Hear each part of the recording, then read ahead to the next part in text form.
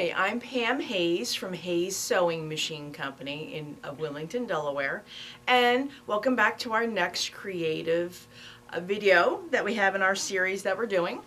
And today I decided let's do a fun, fast, quick project that we can get done nice and quick. I'm going to show you how to do a fabric book. So basically how this works, it has multiple layers and then you stitch them together so you can see that it's being stitched together and you have a little story. So this one is Flutter the Butterfly. Okay, however, I need help with shapes, so this particular one I'm doing here is Dexter the Dinosaur. And you'll notice that this is what the panel looks like. You'll see how it has all of the pages and then the information is right there on the side. So the information is this. And it'll go through step by step how to do it. But basically what you want to do is you want to cut your panel out, and I kind of did a little pre for you so you don't see me cut. So you see that I'm cutting the panel. So the panel's all cut and you're going to basically just cut along the line. And then they recommend either interfacing or basting batting to this. Well, no. My preference would be fusible fleece. Okay, fusible fleece will have a bumpy side. It'll have a smooth side to it. Bumpy side goes down to the fabric. If not, most of the sewing machine places that I know of sell iron cleaner and you'll need that. So again, bumpy side is going to go down to the fabric, and when you're working with fusible fleece like most iron-on interfacing, don't think of it as an iron motion like you would for your shirt. Think of it as a press and hold for 10 seconds. Move along, press and hold for 10 seconds. Because if you just gently kind of do that, you're going to be always, why is it always peeling back up? Is you have to give the glue a chance to melt. Okay. So when you're working with it, you're going to line up, and they are very specific in your instructions, thankfully, of what number pages go together. Okay, that's going to be kind of important. Now you notice how I cheated. You notice on one, I was very, I cut exactly where they told me to do. And on its mate, I didn't bother. Okay, on its mate, I'm thinking, well, this is the one I did the fusible fleece with. But I'm going to be pinning this on, and I have to cut this out anyway. So why trim it twice? Okay, so we're going to line this up, and we're going to go to our machine. You have 1/4 inch seam allowances. So what I'm going to do is I'm going to line it up so my front that I've trimmed so nicely, we're going to kind of put that on the top. You'll notice they will also give you leave open for turning. All right, so you'll notice how I just kind of left that because I'll be cutting that off anyway. Now, because of that, leave open for turning. This is where you want to leave open, okay? So I'm going to start sewing here. I'm going to go all the way around. Now, the seam allowances on this book are 1/4 inch, which is pretty standard for most of the books that you're going to have. So we line this up. I have my 1/4 inch foot on my machine, and we're going to sew, do a little back stitch, and I'm going to stitch all the way around.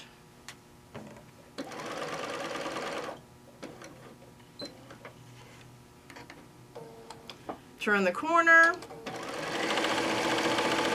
and I'm going to stitch again, stop 1/4 inch away from the edge, keep going. And we're going to sew all the way around. Now, this is what I've already done on the other 2 sets of pages.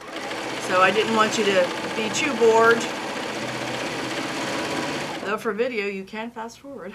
Gotta love that. All right, so now we're coming down to the other next corner. We're going to turn it. And we're going to stitch all the way down. Remember, I have the fusing agent only on one side. I didn't find that it needed to be fused on both sides, but that's up to you. Try it. If you like the idea of doing double layer, go for it. All right. Remember to back stitch. Remember to leave the opening. All right. So this is what you should have. You're going to stitch all the way around. You're going to have your opening. So at this point, this is where we're going to trim diagonally on the corners. And you can see why I didn't bother really to trim the other bit. Because I'd have to trim this guy anyway.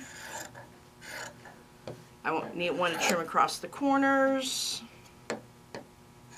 And if anything shifted on me a little bit, because we're trimming it, you're good to go.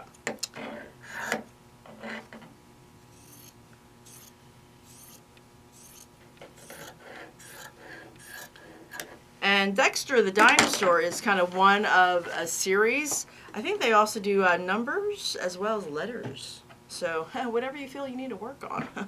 All right. Now, we're going to take this and we're going to turn it around.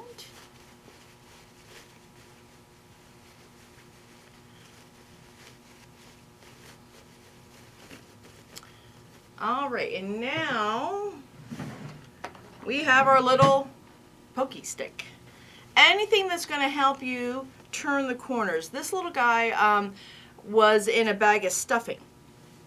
So it's just to help you poke out the corners. So you want to poke out the corners, and don't do what I do, ladies. A lot of times I grab a pair of scissors. Not necessarily the best thing in the world, though if you do that, I won't tell. All right, so we're going to poke out all the little edges. All right, now we're going to go over to the ironing board and we're going to give it a press. So what we're going to do when we get to the inside, the churning, we're just going to tuck it in 1/4 inch. All right, so over to the ironing board. You want to kind of roll the edge so you have everything kind of meeting nicely. So you can see how I kind of roll it backwards and forwards. That way it'll meet. You don't really want too much tucks along the edge unless you absolutely have to.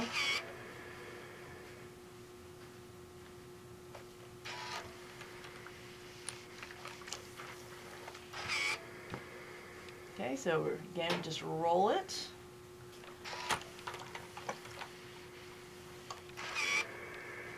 Backwards and forwards.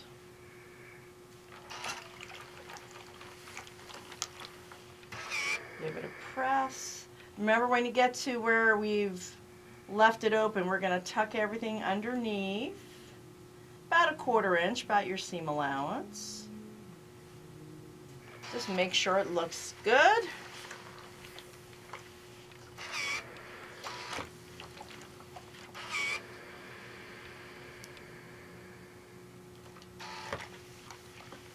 Okay, and that's one of the pages in the book. You can see triangle. See how many triangles can you find? All right. Now, I want to stitch near the edge. So if you take a look in the samples that I've done here, I'm about 1/8 of an inch. I'm working with a 1/4 inch foot on my Bernina. And on the inside edge of the toe, which is what most quilters don't tend to find too much, the inside edge, that's basically 1/8 of an inch. So be aware of that. We're going to line it up. I like to start where the center of the book is. That way it'll be less obvious. And we're going to line this up. And I cut my thread, so I'm just going to pull it up so I don't have any little blob there. Running along the inside edge of the toe. That'll give me my 1/8 of an inch.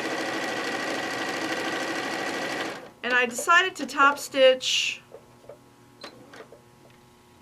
with red thread. Why not? Why go subtle now? So we're going to go all the way around.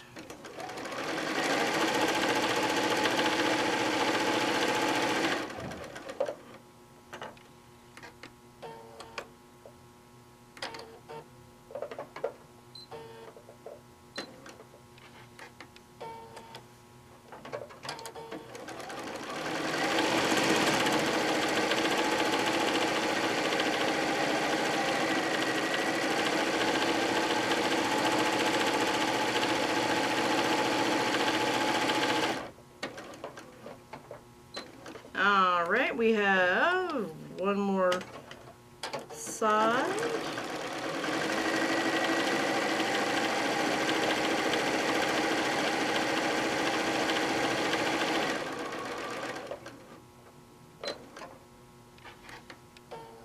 And I guess if you didn't want to top stitch, you could hand stitch that bit closed. Those of you who know me, that's not going to happen. So that's why we top stitch around the outside. Or a little bit of Wonder Under or Stitch Witchery. That'll also hold it closed. Depends on how much of a hurry you're in. Alright, a little back stitch. And we are done. Trim off my threads.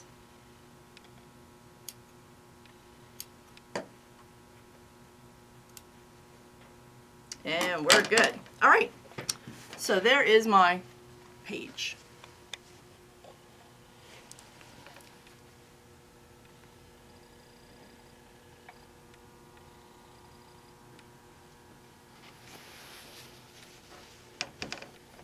All right, now we need to know how to stack this, okay, because we have separate units now.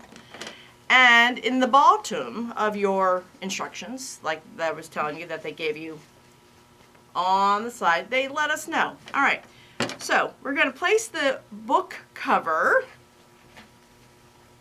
There's the book cover, the red, okay? We're going to place that on the table with 1 and 10 showing. So pages 1 and pages 10. The next one, you're going to have 3 and 8 looking up. So pages 3 and 8. So not only am I knowing my squares, but I'm also knowing my numbers. All right. And then this one, 5 and 6 want to be facing up. All right. Now they purposely designed the book so the outside cover is a little bit bigger than the inside pages of the book. That way everything hides it nice and neat inside. And then what we're going to do is we're going to basically stitch down the center of the book. So very simple. They actually tell you to baste it. I assume they mean like by machine. I can't imagine that they would want you to do it by hand, but there you go. So whatever works for you. So you can do that. I'm just lining this up because, and I'm just going to pin it. But like I said, if you want to baste it, I almost mix, handwork makes me stutter. Alright, so now I'm going to find a foot in my machine drawer here. That is going to allow me to do a stitch other than a straight stitch. So the foot I was using to start with was my 1/4 of an inch foot. And by the way, that inside edge right there, that was the 1/8 of an inch edge I was talking about. So now we're going to go and we are going to do, let's do a decorative stitch. And I'm going to go into my quilting section and I'm going to do a feather stitch. And this machine will go fairly wide.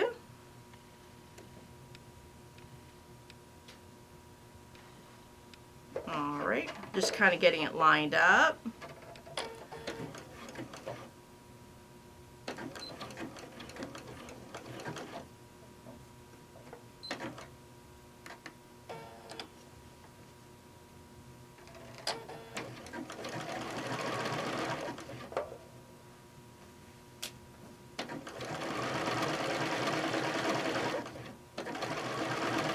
Alright, and this is my feather stitch. You could do zigzag stitch, whatever works for you.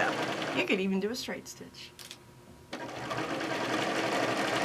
I figure most modern machines have so many different decorative stitches, and this is a great time to utilize them.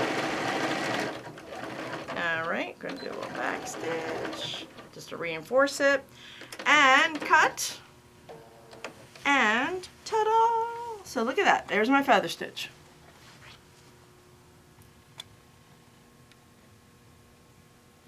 Now, this book is going to talk about circles, squares, triangles, hearts, and then it's also going to do stars. So you're all set for your shapes. All right, now, next time for Serger Month is National Serger Month for April. And so in honor of that, next time I'm going to show you how to do a decorative edge around a blanket. See you then. Bye.